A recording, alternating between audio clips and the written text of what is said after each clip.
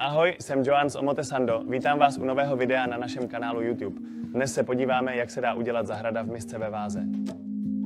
Nejprve uvidíme materiály, které potřebujeme k vytvoření zahrady v misce ve váze. Nejprve samozřejmě váza s víkem. V tomto případě použijeme korkové víko, ale mohli bychom použít i skleněné víko. Pak budeme potřebovat i vodu. Budeme potřebovat minerální substrát, což je v podstatě místo, kde budou rostliny uvnitř zahrady v misce vysazeny. Jako rostliny jsme zvolili fík, ženšen a fytonii. Obě tyto rostliny jsou skvělé pro vnitřní zahrady v misce, protože milují vlhkost. Potřebujeme také mech. Tomuto mechu se říká bowl moss a je to ten, který se používá i na bonzaje a je to skvělý mech a super příjemný na dotek, vypadá jako polštář. Pak budeme potřebovat také sopečný kámen. Sopečný kámen je to, co zajistí fungování celého ekosystému. Pokud bychom házeli minerální substrát přímo do misky, voda by zůstala dole, kořeny by šly dolů a hnily. Sopečná hornina tuto vodu filtruje. Potřebujeme také aktivní uhlí, které je velmi potřebné pro kontrolu úrovně vlhkosti a pro zabránění hnilobě kořenů a také pro zajištění dostatku kyslíku v minerálním substrátu. A nakonec potřebujeme dekorativní kámen. Tento dekorativní kámen by nebyl 100% nutný, pokud již máme sopečný kámen, ale pomáhá filtrovat vodu a také dodává misku tuto estetiku. Tak jsme tady. Nejprve vezmeme misku a co uděláme, vložíme dovnitř sopečný kámen. Jak jsem již řekl, vulkanický kámen bude filtrovat vodu a zabránit hnilobě kořenů.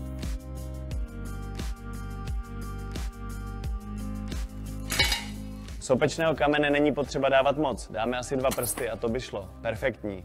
Nyní uděláme, že položíme dekorativní kámen. Tento kámen se nazývá křemen. Poté musíme dekorativní kámen nanést na boky misky tak, aby zvenku bylo vidět ozdobné a ne vulkanické. Prstem vtahuji sopečný kámen dovnitř a poté uvolňuji dekorativní kámen.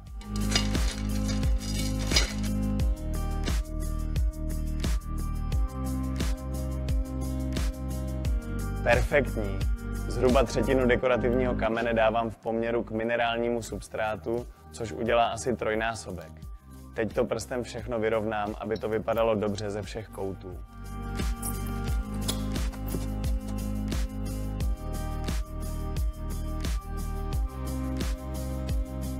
Perfektní. Nyní co uděláme je přidat aktivní uhlík. Přidáme karboaktiv jako někdo, kdo dává sůl, vrstvu na všechno.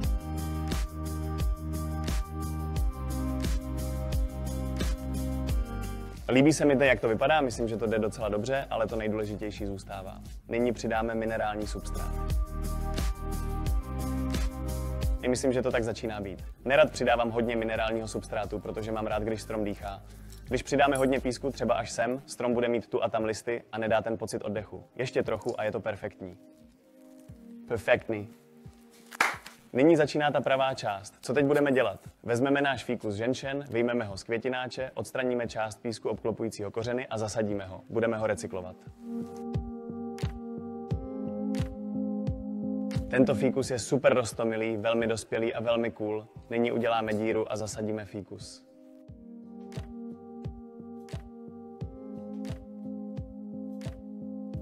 Stěrkou můžeme rostlinu přitlačit a pevně ji zasázet. Mimochodem, když děláme tuto zahradu v misce, rád bych využil této příležitosti a řekl, že jsme vydali knihu o kokedamách a zahradách v misce.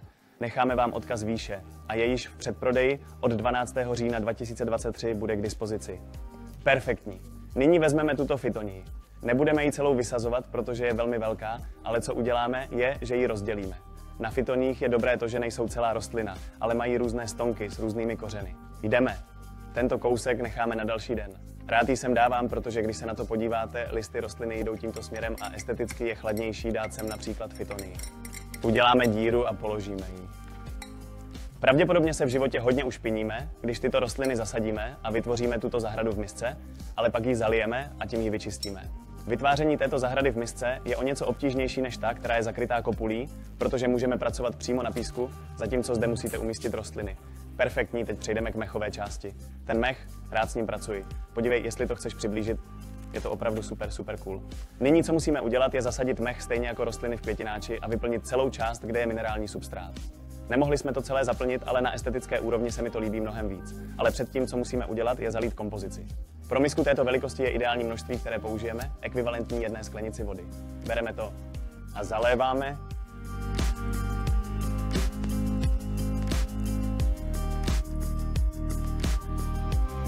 Není to přesný pocit z vody, kterou musíme vlévat, ale pak musíme dávat dobrý pozor na kondenzaci. Pokud zde 8 nebo 9 měsíců není skondenzováno a je suché, je čas jí zalít.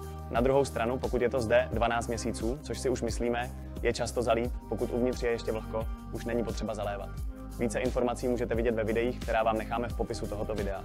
Vezmeme kus mechu, začneme řezat jeho kořeny. A kruček po kručku to umísťujeme na písek. Páni, přemýšlím, že si tuto misku vezmu domů, protože vypadá impozantně a uděláme to takto s celou plochou misky.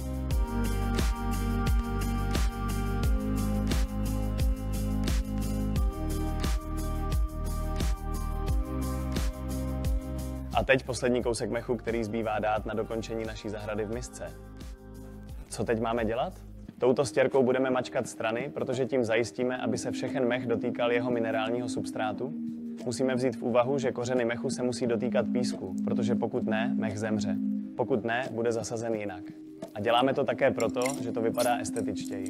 Pokud ne, vypadá to trochu hnědě a tak místo toho vypadá super zeleně. Výborně, teď už zbývá jen jediné trochu zalít a tímto způsobem vyčistit sklo po stranách.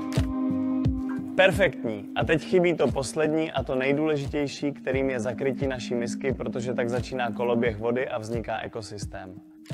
Moc děkujeme za zhlédnutí tohoto videa. Doufáme, že se vám líbilo. Pokud chcete více obsahu, jako je tento, můžete nás sledovat na Omotesando Plants. Jsme na Facebooku, Instagramu, Pinterestu, všude a můžete se přihlásit k odběru tohoto kanálu YouTube Omotesando Plants. Děkuji mnohokrát.